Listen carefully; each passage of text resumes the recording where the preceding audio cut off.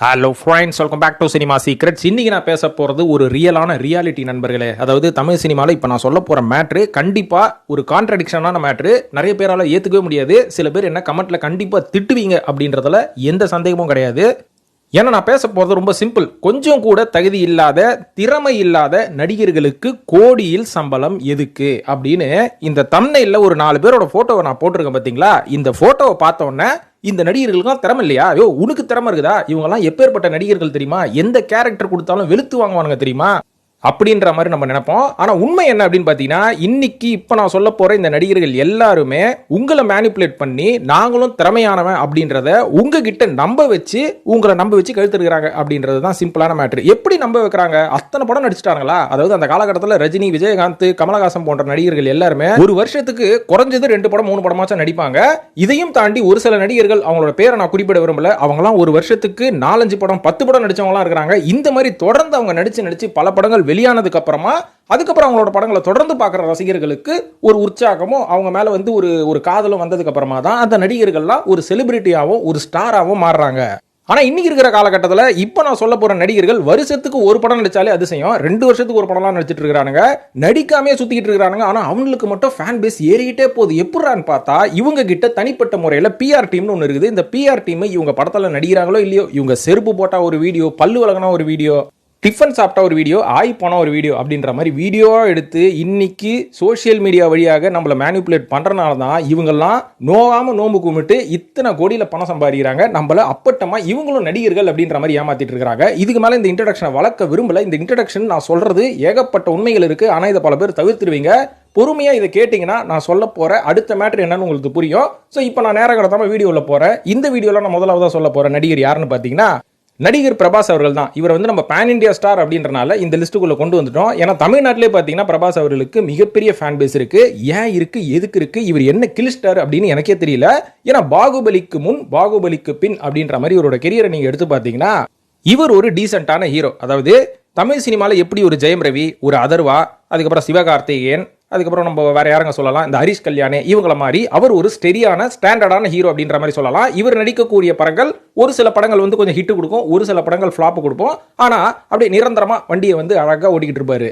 So இந்த மாதிரி நடிகருக்கு ஒரு ஆசை வருது, என்னன்னா நம்மளும் ஒரு மிகப்பெரிய ஸ்டார் ஆகணும். ஏன்னா தமிழ்நாட்டை பொறுத்த வரைக்கும் எப்படி விஜய், அஜித், ரஜினிகாந்த் இவங்கெல்லாம் மிகப்பெரிய ஸ்டாரா இருக்காங்க, அதே ஆந்திரா பக்கம் வந்தா சிரஞ்சீவியோட பையன், சிரஞ்சீவியோட சொந்தக்காரங்க, இந்த பக்கம் நம்ம அல்லு அர்ஜுன் அவரோட சொந்தக்காரங்க, இப்படியே போயிட்டு இருக்குது. நம்மளும் இவங்களுக்கு நடுவில் செங்குத்தா ஸ்டாரா வந்து நிப்போம் அப்படின்ற மாதிரி முடிவு பண்ணி தான் 2013 வருஷம் நம்ம ராஜமௌலி அவர்கள் இயக்க தயாராக இருந்த பாகுபலி படத்துல போய் இவர் இணைகிறாரு. அதாவது பாகுபலியில இவருக்கு போட்ட முதல் கண்டிஷன் என்னன்னு பாத்தீங்கன்னா, இந்த படம் 2 பாகமா எடுக்க போறோம். ஆனா இந்த படத்துல நீ கமிட் ஆனினா வேற எந்த படத்துலயும் நீ கமிட் ஆகக்கூடாது. கிட்டத்தட்ட ஒரு 3 வருஷம் 4 வருஷம் இந்த படத்திலேயே டெடிகேட்டடா நீ ஒர்க் பண்ணணும் அப்படின்னு சொன்ன உடனே பிரபாஸ் அவர்கள் ஆரம்பத்தில் ஒத்துக்கிட்டாரு. ஏன்னு பார்த்தீங்கன்னா, ராஜமௌலி அவர்கள் சாதாரண இயக்குனர் கிடையாதுங்க. அவர் வந்து மிகப்பெரிய நடிகர் ஆக்கி விட்ட பல பேர் இவர் படத்தில் நடிக்கிறதுக்கு முன்னாடி ரொம்ப சாதாரண நடிகராக தான் இருந்தாங்க. அந்த அளவுக்கு ஒரு திறமையான இயக்குனர் அவர். ஸோ அந்த இயக்குனர் கிட்ட இவர் ஜாயின் பண்ணும்போது இந்த கண்டிஷன்ல உள்ள போறாரு. 2013 வருஷம் பிரபாஸை வச்சு பாகுபலி அப்படின்ற ஒரு படத்தை அனௌன்ஸ் பண்றாங்க. 2015 வருஷம் இந்த படம் ரிலீஸ் ஆகுது. இந்த படம் ரிலீஸுக்கு முன்னாடியே ஏகப்பட்ட ஹைப். உதாரணத்துக்கு என்னன்னா, இவர் வந்து உடம்பு ஏத்துறதுக்கு 100 கிலோ ஏத்துறதுக்கு அண்டர்டேக்கர் கிட்ட எல்லாம் போய் இவர் டிப்ஸ் வாங்கினாரு. இதுக்கப்புறம் இவர் ஷோல்டர் மட்டும் பெருசா ஏத்தனாரு, ஏகப்பட்ட ஸ்டன்ஸ் பண்ணாரு அப்படின்ற மாதிரி ஹைப்பை காமிச்சு இந்த படம் ரிலீஸ் ஆனோன்னா இந்த படம் மிகப்பெரிய வெற்றி அடைஞ்சது. இந்த படத்தோட 2 பாகமும் சேர்த்து இந்தியாவிலே முதல் முறையாக 1800 கோடி கலெக்ஷன் பண்ண முதல் படம். இந்த படத்தோட ரியல் ஹீரோவே யாருன்னு பார்த்தீங்கன்னா, இந்த படத்தின் இயக்குனர் ராஜமௌலி தான். ஆனா மாறாக ஃபேன்ஸ் எல்லாருமே பிரபாஸ் அவர்களை கொண்டாட ஆரம்பிச்சிட்டானுங்க. இது வந்து இயக்குனர்களோட கிறவங்க. என்னதான் இயக்குனர் கஷ்டப்பட்டு ஒரு படத்தை இயக்கினாலும் அதுல வர நடிகர்கள் நோவாம நோம்பு கும்பிட்டு ஒரு மிகப்பெரிய ஸ்டாரா வளர்ந்து போயிடுறது, அவங்களுக்கு மட்டும் தான் 150 கோடி ரூபாய் சம்பளம் அப்படின்ற மாதிரி அந்த காலகட்டத்தில் ஏற்றி விட்டாங்க. ஸோ இது வந்து கம்ப்ளீட்டா பிரபாஸ் அவர்களோட திறமை அப்படின்ற மாதிரி நம்பிட்டு இருந்தவங்களுக்கு பிரபாஸ் அவர்கள் இதுக்கு அடுத்தபடியாக கொடுத்த படமே மண்ணை கவிடுச்சு அப்படின்ற மாதிரி நம்ம சொல்லலாம். அது என்ன படம் அப்படின்னு பார்த்தீங்கன்னா, இவரை வச்சு எடுக்கப்பட்ட சாஹோ அப்படின்ற ஒரு படம். இந்த படத்துல பிரபாஸ் அவர்கள் என்ன கிழி கிழிச்சிருப்பார் அப்படின்றத அந்த படத்தை பார்த்த பல பேர் வந்து ஒரு டிசப்பாயின்மெண்டோட தான் தேட்டரை விட்டே வந்தாங்க. ஏன்னா நானும் இந்த படத்துல பாகுபலியில நடிச்ச ஒரு நடிப்புல ஒரு 50% நடிப்பார்னு பார்த்தா நல்லா மூஞ்சி வீங்கி போய் பழைய காலத்து பிரேம்னு ஒரு நடிகர் இருப்பார் பாத்தீங்களா. அவரோட குரோதம் படம்லாம் பார்த்திருப்பீங்க. அவர் ரொம்ப டேலண்டான ஒரு நடிகர் தான். அவரோட படம்லாம் ரொம்ப நல்லா இருக்கும். ஸோ இந்த பிரேமையும் சீமான் அவர்களையும் கலந்து மிக்ஸ் பண்ண மாதிரி ஒரு உருவத்தில் வந்து நின்னார் பாருங்க. எனக்கு தேட்டரில் பார்க்கும்போது சிரிப்பா வந்துருச்சு. அது மட்டும் இல்லாமல் இந்த படத்தில் ஓவர் ஐப்பு கொடுத்து இந்த படம் ஒரு விளங்காத படமாக தான் இருந்தது.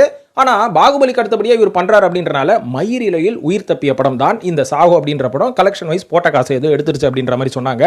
ஆனா விமர்சன ரீதியா இந்த படம் மண்ணை கவி விட்டது. சரி, இதுக்கு அடுத்தபடியாகவாச்சும் நம்ம பிரபாஸ் அவர்கள் ஒரு நல்ல படம் கொடுப்பாரு, ஏன்னா திறமையான நடிகர் அப்படின்ற மாதிரி தான் இவர் வந்து நம்ம பேன் இண்டியா லெவல்ல ஒரு ஸ்டார் ஆக்கி விட்டுருக்கோம். அதனால மூன்றாவதுன்னு சொல்லும் போது இந்த பாகுபலிக்கு அடுத்து மூன்றாவதா நான் சொல்ற படம் ராதேஷாம் அப்படின்ற ஒரு படத்தை நடிச்சாரு. மன்னிக்கவே முடியாதுங்க இந்த படம். ஏன்னா ஒரு லவ் ஸ்டோரிக்கு எவன் 350 கோடி ரூபாய் பட்ஜெட் போட்டான் அப்படின்ற அந்த கிறுக்கனை தான் நான் இன்னி வரைக்கும் தேர்ந்துக்கிறேன். ஏன்னா இவர் ஸ்கிரீன்ல வந்து நின்னாலே கற்பூரம் காட்டுவானுங்க, ரத்தத்தை கிழிச்சு அப்படி ஸ்கிரீன்ல இவர் பேரை எழுதுவாங்க அப்படின்னு நினைச்சு லவ் ஸ்டோரிக்கு 350 கோடி ரூபா ஒருத்தன் செலவு பண்ணா. ஆனா இந்த படம் எவ்வளவு தெரியுங்களா கலெக்ஷன் பண்ணுச்சு? 140 கோடி ரூபா தான் கலெக்ஷன் பண்ணுச்சு.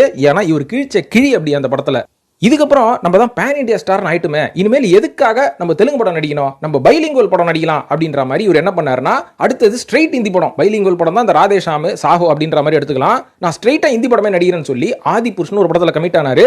இந்த படத்தோட ட்ரைலர் பார்த்த உடனே யார் காண்டானவளோ இல்லையோ பிரபாஸ் அவர்களே காண்டே அந்த டைரக்டரை திட்ட ஆரம்பிச்சிட்டாரு பப்ளிக்காவே.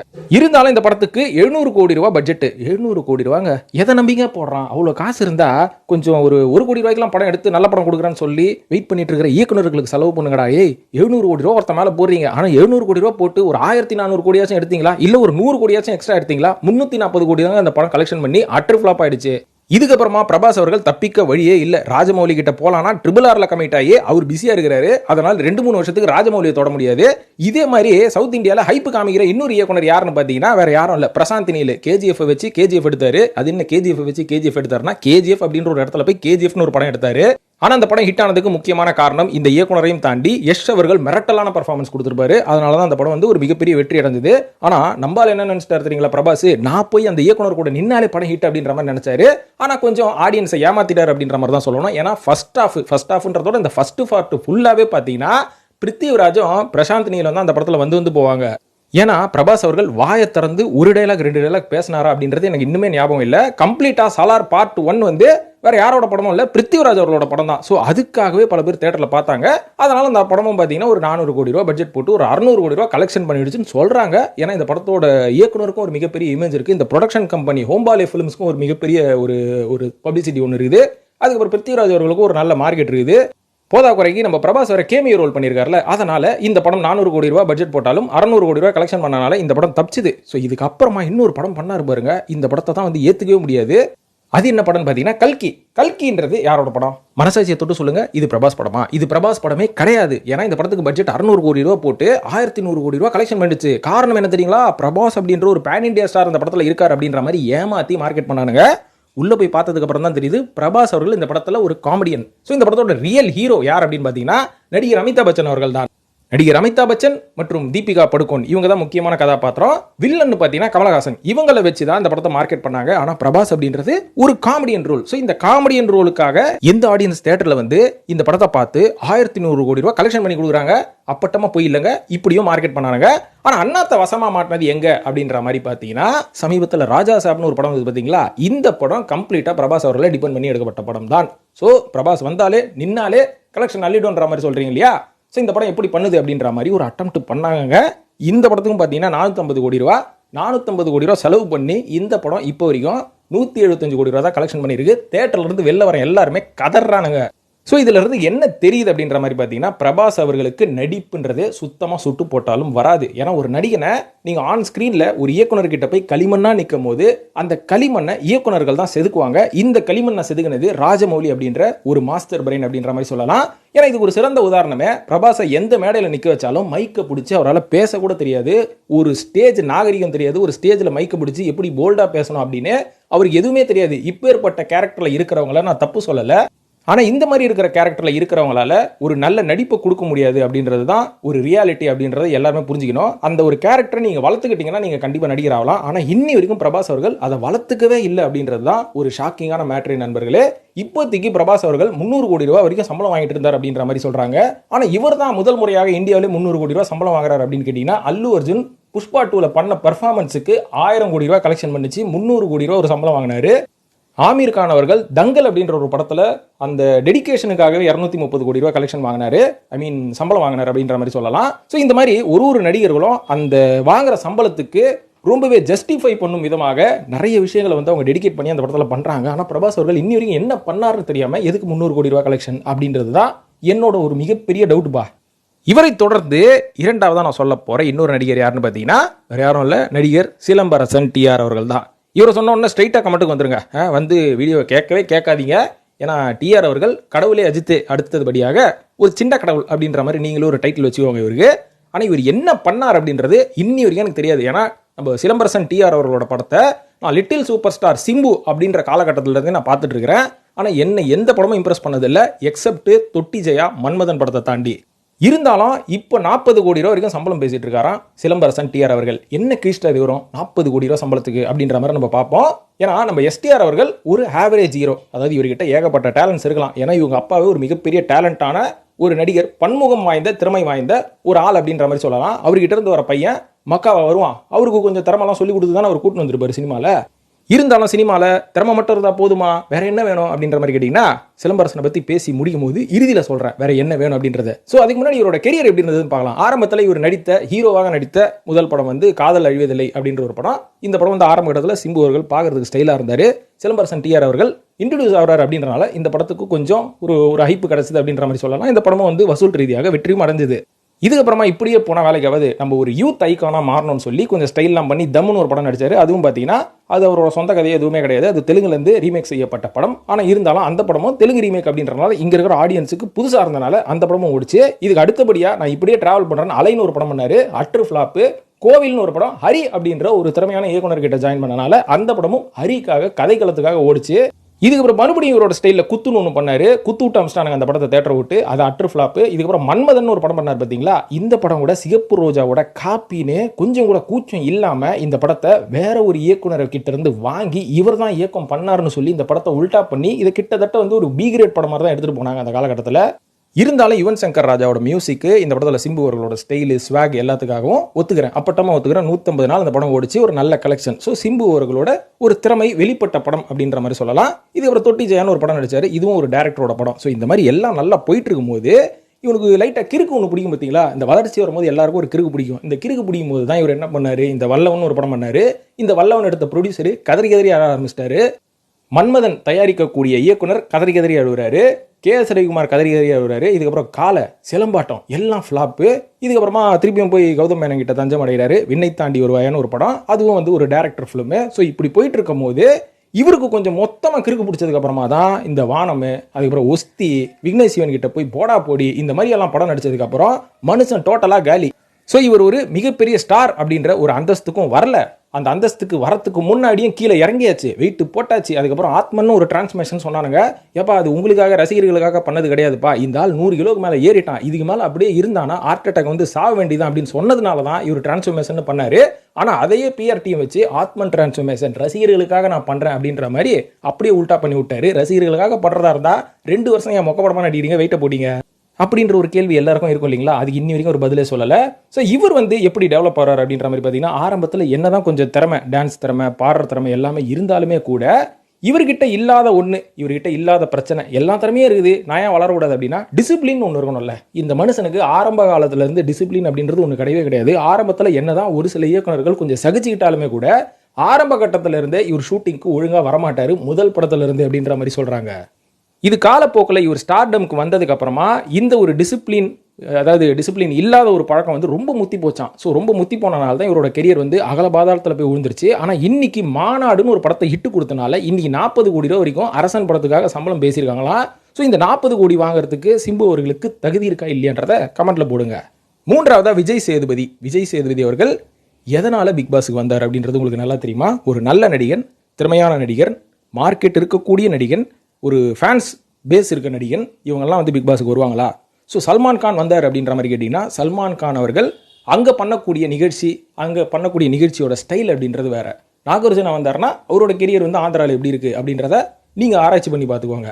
சுதீப் அவர்கள் பண்ணார். சுதீப் அவர்கள் பிக் பாஸுக்கு வரத்துக்கு முன்னாடி அவரோட கெரியர் எப்படி இருந்தது, இன்னைக்கு சுதீப்போட கெரியர் எப்படி இருக்குன்னு பாருங்க. கமலஹாசன் ஏன் வந்தார் அப்படின்றத நான் போன வீடியோவில் சொல்லிட்டேன், இதுக்கு முந்தின வீடியோவில் சொல்லிட்டேன். எலெக்ஷன் கேம்பெயினுக்காக அவர் வந்தார், வேறு எதுக்காகவும் அவர் வரல. சிம்பு ஏன் வந்தார் அப்படின்றதையும் நான் சொல்லி தெரியணும்னு இல்லை, இதுக்கு முன்னாடியே சொல்லிட்டேன் சிம்பு அவரோட கெரியர் எப்படி இருந்தது அப்படின்ற மாதிரி. விஜய் சேதுபதி ஏன் வந்தார்னா அவருக்கு இன்னைக்கு மார்க்கெட் டிப்பில் போயிட்டு இருக்குது. அதாவது அதுக்கு முக்கியமான காரணம் என்னன்னு பார்த்தீங்கன்னா, இவர் வந்து நல்ல நடிகர், திறமையான நடிகர் அப்படின்ற மாதிரி சொல்லுவீங்க. ஒரு மனுஷன் ஒரு நடிகராக சினிமாவுக்கு வரும்போது எல்லா படத்துலையும் உங்களோட ஓன் மேனரிசத்தை நீங்கள் ஃபாலோ பண்ணுறதுனா நீங்கள் நேச்சுரல் ஆக்டிங், நீங்கள் செட்டிலான ஆக்டிங் பண்ணுறீங்க அப்படின்ற ஒரு அர்த்தம் கிடையாது. இங்கே நிறைய பேர் மலையாள நடிகரை அவங்களோட டேலண்ட்டையும் அவங்களோட நடிப்பு திறமையும் பார்த்து தவறான ஒரு புரிதல் இருக்காங்க. அதாவது மலையாளத்தில் மம்முட்டி, மோகன்லால், ஃபஹத் ஃபாசில் இந்த மாதிரி நடிகர்கள்லாம் ரொம்ப தத்ரூபமான ஆக்டிங் தானே கொடுக்குறாங்க. அவங்களுக்கு மட்டும் ஏகப்பட்ட படங்கள் வருது, எல்லா படமும் வந்து பாராட்டுக்குரிய ஒரு படமாக வருது, அவங்களோட பெர்ஃபார்மன்ஸ் எல்லா படத்துலையும் பாராட்டப்படுது அப்படின்ற மாதிரி சொன்னீங்கன்னா அவங்களோட நடிப்பை நீங்கள் சரியாக கவனிக்கலன்னு நான் சொல்லுவேன். ஏன்னா ஃபஹத் ஃபாசில், மம்முட்டி, மோகன்லால் போன்ற மலையாள நடிகர்கள், நான் அனைத்து மலையாள நடிகர்களையும் தான் சொல்கிறேன், எல்லாருமே பார்த்தீங்கன்னா சட்டில் ஆக்டிங் கொடுத்தாலுமே கூட அந்த கதைக்களத்துக்கு தேவையான ஒரு மேனரிசம் அப்படின்றத ஃபாலோ பண்ணுவாங்க. ஃபஹத் ஃபாசில் அவர்களை பற்றி நம்ம சிம்பிளாக சொல்லலாம், ஒரு நடிகரை மட்டும் நம்ம எடுத்து சொல்லலாம்னு பார்த்தீங்கன்னா அவர் நடித்த மாரிசன் படத்தை பாருங்கள். அந்த மாரிசன் படத்தில் ஃபஹத் ஃபாசில் தான் ட்ராவல் ஆவார், ஆனால் அந்த கேரக்டருக்குள்ளேயே ஒரு ட்ராவல் ஆவார். அதனால் நீங்கள் அதில் ஃபஹத் ஃபாசிலை பார்க்க மாட்டீங்க, ஒரு திருடனாக பார்ப்பீங்க. அப்படியே ஆவேசத்தில் பாருங்கள், ஃபஹத் ஃபாசில் தான் ட்ராவல் ஆவார், ஆனால் அந்த ஆவேசத்தில் வர அந்த ரவுடி கேரக்டராக தான் இருப்பார். அப்படியே வில்லத்தனம் பண்ணுறேன்னு சொல்லி மாமன்னன் படத்தில் பாருங்கள், டோட்டலாக வேறு மாதிரி இருப்பார். ஆனால் ஆக்டிங் வைஸ் அவரோட ஸ்டைல் வைஸ் அதே தான் இருக்கும். ஆனால் விஜய் சேதுபதி அவர்கள் எடுத்துக்கிட்டிங்கன்னா அவர் ஹிந்தி படத்தில் நடிக்கிறதா இருந்தாலும் சரி, தெலுங்கு படத்தில் நடிக்கிறதா இருந்தாலும் சரி, அதே உருவம், அதே முகரக்கட்டை, அதே மேனரிசம் தான். இதுக்கு ஒரு சிறந்த உதாரணமே ஆமீர் கான் அவர்கள் ஒரு லால் சிங் சதா அப்படின்னு ஒரு படம் பண்ணுறாரு. இந்த படத்தில் வந்து என் கூடவே ஒரு மிலிட்டரி கேரக்டருக்கு ஒரு ஆர்டிஸ்ட் வேணும், விஜய் சேதுபதி நடிக்க வாங்கன்னு சொல்லும் போது அந்த படத்தில் உடம்ப குறைக்கணுன்ற ஒரே காரணத்துக்காக விஜய் சேதுபதி அவர்கள் இந்த படத்தில் போய் நடிக்கல. ஸோ அப்படின்னா பார்த்துக்கோங்க அவர் எந்த அளவுக்கு மெனக்கெட்டு நடிக்கக்கூடிய ஒரு நடிகர். அதுக்கப்புறம் அந்த நாக சைத்தன்யம் எடுத்துக்கிட்டு அந்த ரோலை வந்து பண்ணார். ஸோ இந்த மாதிரி நம்ம ஒரு ஸ்டார்டம் வந்துட்டோம், ரசிகர்களுக்கு வெரைட்டிஸ் கொடுக்கணும், நம்மளை நம்பி ரசிகர்கள் படத்துக்கு வராங்க, தேட்டரில் வந்து நம்ம படத்தை பார்க்குறாங்க, நம்ம இப்படியே அரிசி மூட்டை மாதிரி இருந்துக்கிட்டு நான் பண்ணுறது தான் நடிப்பு, நான் பண்ணுறது தான் நீங்கள் பார்க்கணும்னு இவங்களை திணிக்கவும் முடியாது. எந்த இயக்குனரும் இவர் வச்சு படம் எடுக்கும் போது ஒரு டிஃப்ரெண்ட்டான வேரியேஷன் கொடுக்கணும் அப்படின்னு நினைக்கும் போது இவர் எந்த விதத்துலையும் கம்ஃபர்டபுளாக இருக்க மாட்டாரு அப்படின்றது தான் ஒரு குற்றச்சாட்டு சினிமாவில் உலாவிட்டு இருக்குது. இதை நான் எனக்கு தெரிஞ்ச ஒரு 2-3 இயக்குநர்கள்கிட்ட பேசினேன். அந்த இயக்குநர்கள் ஏற்கனவே 2 படம் பண்ணியிருக்காங்க. விஜய் சேதுபதி கிட்ட போய் நம்ம அப்ரோச் பண்ணலாமே ஏதாவது ஒரு படத்துக்குன்னு நான் சஜஷன் கொடுக்கும்போது அவங்க என்கிட்ட என்ன தெரியுங்களா சொல்லியிருக்காங்க, அடப்போப்பா அந்த ஆள்கிட்ட போய் நம்ம சொன்னோன்னா அவன் ஒரு கதையை சொல்லுவான், நான் போய் அவன்கிட்ட ஒரு கதையை சொன்னால் அவன் ஒரு கதையை எனக்கு திருப்பி சொல்லுவா, இதுக்கு அவர்கிட்ட நான் சொல்லாமே இருப்பேன் அப்படின்ற மாதிரி 2-3 இயக்குநர்கள் அவங்களோட கமெண்ட்டை என்கிட்ட தெரிவித்தாங்க. இருந்தாலும் நித்திலன் அவர்கள் போராடி இந்த மனுஷனை கொஞ்சம் லைட்டாக உருட்டி தான் மகாராஜா அப்படின்ற ஒரு படத்தை கொடுத்தாரு. இதுக்கப்புறமாச்சும் விஜய் சேதுபதி அவர்கள் திருந்துவாரா அப்படின்றது நம்மளுக்கு தெரியல. வருங்கால படங்களில் தான் நாம் பார்த்து புரிந்து கொள்ள வேண்டும் அப்படின்றது என்னோட தாழ்மையான கருத்து நண்பர்களே. இப்போ அடுத்ததான் 4வதா சொல்ல போகிறது வேற யாரும் இல்லை, தமிழில் யார் மிச்சம் இருக்கா, லேடி சூப்பர் ஸ்டார் அவர்கள். லேடி சூப்பர் ஸ்டாராக தமிழ் சினிமாவில் தென்னிந்தியாவில் யாரெல்லாம் விளங்கினாங்க தெரியுங்களா? ஒரு காலகட்டத்தில் சாவித்திரி அவர்கள் விளங்கினாங்க. ஏன்னா அவங்கள வந்து அழுவ சொன்னால் ஒரு சீனில் கண்ணில் கிரிசிலே போடாமல் அழுவாங்களாம், அந்த அளவுக்கு ஒரு திறமையான நடிகை. பத்மினி, நாட்டிய பேரொளி பத்மினி அவர்கள். இவங்களோட நடனத்தெல்லாம் இன்னி வரைக்கும் யாருமே ரீப்ளேஸே பண்ண முடியாது. நடிகை சரோஜா தேவி அவர்கள் ஒரு சாதாரண பேக்ரவுண்ட் டான்ஸராக இருந்து எம்ஜிஆர் அவர்கள் கூட நடித்து டஃப் கொடுக்குற அளவுக்கு நடித்த ஒரு திறமையான நடிகை. அதுக்கப்புறம் ஸ்ரீதேவி, இந்திய சினிமாவே இவங்க பின்னாடி சுத்துச்சு அப்படின்ற மாதிரி சொல்லலாம். அந்த அளவுக்கு ஒரு ஃபேன் பேஸ், இந்தியா ஃபுல்லாக ஒரு ஃபேன் பேஸ் இவங்களுக்கு. ஏன்னா இவங்க கூட நடிக்கிறதுக்கு ரஜினி, கமல் போன்ற ஆட்களை போட்டி போடுவாங்களா, அந்த பக்கம் அமிதாப் பச்சனே போட்டி போடுவாரா. அந்த அளவுக்கு ஸ்ரீதேவி ஒரு அழகுலையும் ஒரு திறமையிலையும் ஒரு அந்த என்னங்க சொல்கிறது ஒரு தேஜஸ், ரஜினி சொல்லுவார் அந்த தேஜஸ்லையும் ஒரு சிறந்து விளங்கக்கூடிய ஒரு நடிகை ஸ்ரீதேவி. அவங்களும் ஒரு லேடி சூப்பர் ஸ்டாராக இருந்தாங்க. விஜயசாந்தி அவர்கள் ஒரு போல்டான லேடி. அந்த காலகட்டத்தில் ஹீரோயின்னா வந்து ரொமான்டிக் சாங் தான் பண்ணணும், லவ் தான் பண்ணணும், ஒரு ஹவுஸ் ஒய்ஃபாக தான் இருக்கணும் அப்படின்னு சினிமா போயிட்டு இருந்த காலகட்டத்தில் விஜயசாந்தி மாதிரி நடிகை தான் நான் வந்து ஒரு உமன் ஓரியன்ட் படம் பண்ணுவேன், ஒரு ஃபீமேல் ஓரியன்ட் படம் பண்ணுவேன், ஒரு போலீஸ் ரோல் பண்ணுவேன் அப்படின்ற மாதிரி அவங்களோட அந்த ஃபீமேல் பேட்டர்னே மாற்றி விட்டவங்க. ஸோ அவங்களும் ஒரு லேடி சூப்பர் ஸ்டார். ஆனால் இந்த வரிசையில் நயன்தாரா அவர்களுக்கு லேடி சூப்பர் ஸ்டார்ன்ற பட்டத்தை எவன் கொடுத்தாம்பா யாருன்னு தெரில. ஆனால் ஏன் கொடுத்தாங்கன்னு கேட்கும்போது அதிகமாக சம்பளம் வாங்குறாங்களாம். அதிகமாக சம்பளம் வாங்கினா நீங்கள் லேடி சூப்பர் ஸ்டாரா? இப்போ நம்ம ரஜினி அவர்களுக்கு சூப்பர் ஸ்டார்ன்ற பட்டத்தை கொடுத்ததுக்கு முக்கியமான காரணமே அதிகமான ப்ராஃபிட்டை அவரை நம்பி காசு போடுற ப்ரொடியூசருக்கு அவர் பண்ணி கொடுக்குறாரு அப்படின்றனால தான் சூப்பர் ஸ்டார் அப்படின்ற ஒரு பேர் வந்தது. இவங்க எல்லா ப்ரொடியூசரையும் மண்ணை கவ வைக்கிறதா இவங்களுக்கு வேலை. ஏன்னா ஒரு ப்ரொடியூசர் இவங்களை கமிட் பண்ணி ஒரு படத்தை கூட்டு வந்தானா 20 வேலையாட்கள் இவங்க கூட வருவாங்களாம். அந்த 20 வேலையாட்களுக்கும் சம்பளம் எல்லாமே ப்ரொடக்ஷன் சைட்லேருந்து தான் போவோம். சாப்பாடு, ஸ்டே, கேரவனு, 5 ஸ்டார் ஹோட்டலு, சென்னையில் வீடே இருந்தாலும் நான் ஷூட்டிங்னு வந்துட்டா 5 ஸ்டார் ஹோட்டலில் தான் தங்குவேன், அதுக்கும் செலவு நீ பண்ணு, 5 கோடி ரூபா 50 நிமிஷத்துக்கு வாங்குவேன், 50 செகண்ட்ஸுக்கு வாங்குவேன், 50 செகண்ட் ஆடுக்கு நான் 5 கோடி ரூபா வாங்குவேன், ஒரு படத்துக்கு 10 கோடி ரூபா வாங்குவேன் அப்படின்னு டிமாண்ட் பண்ணுறாங்களா. ஸோ இதனால் பண்ணுறதுனால தான் லேடி சூப்பர் ஸ்டாரா? சரி, அதெல்லாம் ரைட்டு நீ சொல்கிற. ஆனால் எதனால் அவங்களுக்கு அவ்வளோ காசை கொட்டி கொடுக்குறாங்க சொல்லு பார்ப்போம். அது அந்த ப்ரொடியூசரோட தப்பு தானே. இவங்களுக்கு வந்து விருப்பம் இல்லை, இவ்வளோ காசை கொடுத்து இந்த பொண்ணை என் கூட்டு வரணும்னு நினச்சா கூட்டு வராமல் இருக்கலாம் அப்படின்னு கேட்டிங்கன்னா அங்கே தான் வந்து மேட்ரே இருக்குதுங்க. ஏன்னா ஒரு ப்ரொடியூசர் கஷ்டப்பட்டு ஒரு ரஜினியோட கால் ஷீட்டோ, ஒரு விஜய் சேதுபதி கால் ஷீட்டோ, சிம்புவோட கால் ஷீட்டோ, ஒரு பெரிய நடிகரோட கால் ஷீட் வாங்கும் போது ஒரு இயக்குனர் ஒருத்தன் வரான். இன்னைக்கு இருக்கக்கூடிய காலகட்டத்தில் இருக்கிற இயக்குனர்கள் அத்தனை பேரையும் இந்த குரூப் வந்து ஒரு ஃப்ரெண்ட்ஷிப் ஒரு சர்க்கிளில் ஃபார்ம் பண்ணி வச்சிருச்சு. ஏன்னா அவங்க கல்யாணம் பண்ண புருஷனும் ஒரு இயக்குனர். இதனால் இவங்க எல்லாருமே என்ன பண்ணுறாங்க, ஒரு படத்தில் கமிட் ஆகிட்டு ஒரு ப்ரொடியூசர் வந்து காசு போடுறாருன்னா அந்த இயக்குனர் என்ன சொல்கிறது, நயன்தாரா வந்து நயன் மேடம் எனக்கு ரொம்ப க்ளோஸுங்க, ரொம்ப கம்ஃபர்டபுளாக இருப்பாங்க, அவங்க இருந்தால் தான் அந்த படம் வந்து நல்லாயிருக்கும் அப்படின்னு ஒரு டிமாண்ட் வந்து கிரியேட் பண்ணுறாங்க ப்ரொடியூசர் கிட்ட. ஸோ ப்ரொடியூசர் என்ன பண்ணுறது, இயக்குனரே சொல்லிட்டாரு, வேறு என்ன பண்ணுறது, சரி கேட்குறாரு கொடுத்தாவும் அப்படின்ற மாதிரி ஒரு படத்தில் நடிக்கிறாங்க. அடுத்த படத்துலையும் இவங்களோட ஃப்ரெண்ட்ஷிப் சர்க்கிளில் இருந்தே ஒரு இயக்குனர் வராரு, ஒரு ஹீரோ வராரு, அவரே எனக்கு நயன்தாரா தான் வேணும் டிமாண்ட் பண்ணுறாரு. ஸோ இந்த மாதிரி பண்ண டிமாண்டு கிரியேட் ஆகுது. இந்த டிமாண்டுக்கு நியாயமாக நம்ம நடந்துக்கணும்னு சொல்லி ஒரு பிஆர் டீமை வச்சு இவங்களை தன்னைத்தானே பப்ளிசிட்டி பண்ணுறது. அதாவது திறமையை வளர்த்துக்கிறது கிடையாது, தன்னைத்தானே பப்ளிசிட்டி. நான் வந்து வேறுங்க ரோல்ஸ் ராய்ஸ் வாங்குறேன், நான் இந்த ஃப்ளாட்டில் இருக்கிறேன், என் ஹஸ்பண்ட் போய் பாண்டிச்சேரியில் இருக்கிற ஒரு கவர்மெண்ட் ஹோட்டலில் வேலை கேட்குறாரு, இப்படின்ற மாதிரி பிஆர் பண்ணி இவங்க லைம் லைட்லேயே இருந்துன்னு இருக்கிறாங்க. ஆனால் இந்த பக்கம் பார்த்தீங்கன்னா அவங்க பெர்ஃபார்மன்ஸ் ஓரியன்டாக ஏதாவது படம் கொடுத்து இந்த அளவுக்கு காசு வாங்குறாங்க கேட்டிங்கன்னா அதுதான் உண்மை இல்லை நண்பர்களே. எந்த படத்துலையாச்சும் இவங்களோட பெர்ஃபார்மன்ஸை பார்த்து நீங்கள் இம்ப்ரெஸ் ஆயிருக்கீங்களா அப்படின்னு நீங்கள் நினச்சிங்கன்னா மறக்காமல் அந்த படத்தை வந்து நீங்கள் கமெண்ட்டில் போடுங்க, நானும் பார்க்குறேன். உடனே அரண் அப்படின்ற ஒரு படத்தை நீங்கள் கையில் எடுத்துக்காதீங்க. ஏன்னா அறம்ன்றது ஒரு கம்ப்ளீட்லி ஒரு டேரக்டர் ஓரியன்ட் ஃபிலிம். ஸோ அந்த படம் வந்து கம்ப்ளீட்டாக வந்து அந்த படத்தின் இயக்குனர் கோபி நாயனார் அவர்களுக்கே சாரும். ஆனால் இதில் அவங்க வந்து ஒரு கருவியாக நடிச்சிருப்பாங்க, அவ்வளோதானே தவிர இவங்களால தான் அந்த படம் வந்து பார்க்கப்பட்டது, ஓடப்பட்டது, பேசப்பட்டது அப்படின்றதால எந்த ஒரு நியாயமும் கிடையாது அப்படின்ற மாதிரி சொல்லுவேன். ஸோ நயன்தாரா அவர்கள் எப்படி இவ்வளோ கோடி ரூபா வாங்குறாங்க, லேடி சூப்பர் ஸ்டார் அப்படின்னு யார் வச்சான்னு இன்னி வரைக்கும் எனக்கு தெரியாது. ஆனால் இந்த மாதிரி அவங்க பேர் வாங்குறதுக்கு முக்கியமான காரணம் அவங்க கிட்ட இருக்கக்கூடிய பிஆர் டீம் தான். ஸோ இதிலிருந்து நான் என்ன சொல்ல வரேன், இவங்களோட போச்சு அப்படின்னு கேட்டிங்கன்னா இன்னும் நிறைய நடிகர்கள் இருக்காங்க, அவங்களாம் நம்ம அடுத்தடுத்த வீடியோவில் பேசுவோம். ஸோ இன்றைக்கி இருக்கக்கூடிய காலகட்டத்தில் திறமை இருதோ இல்லைங்க, ஒரு பிஆர் டீமை வச்சு ஒரு நல்ல ஒரு மார்க்கெட்டிங் ஒரு டீமை வச்சு இவங்க எல்லாருமே நடிக்கிறாங்களோ இல்லையோ தன்னைத்தானே பிரபலப்படுத்தி கொண்டு தான் இவங்க இந்த அளவுக்கு டிமாண்ட் கிரியேட் பண்ணி இந்த அளவுக்கு பணம் வாங்குறாங்க அப்படின்றது தான் நிதர்சனமான உண்மை நண்பர்களே.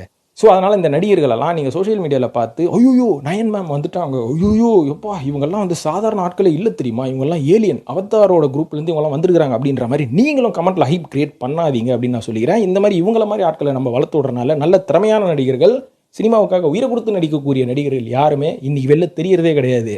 அதனால் நல்ல நடிகர்களை ஊக்கப்படுத்துங்க, நல்ல டெக்னீஷியனை ஊக்கப்படுத்துங்க, நல்ல படங்களை ஊக்கப்படுத்துங்க ரசிகர்களாக நீங்கள் அப்படின்னு நான் சொல்லி இந்த வீடியோ முடிச்சு. இந்த வீடியோ பார்த்ததுக்கு நன்றி. இது பற்றிய கருத்துக்களை கமெண்ட்டில் போட்டு வழக்கம் போல் சினிமா சீக்ரெட்ஸையும் சப்ஸ்கிரைப் பண்ணிவிட்டு ஃபாலோ பண்ணுங்கள் நண்பர்களே. நன்றி, வணக்கம்.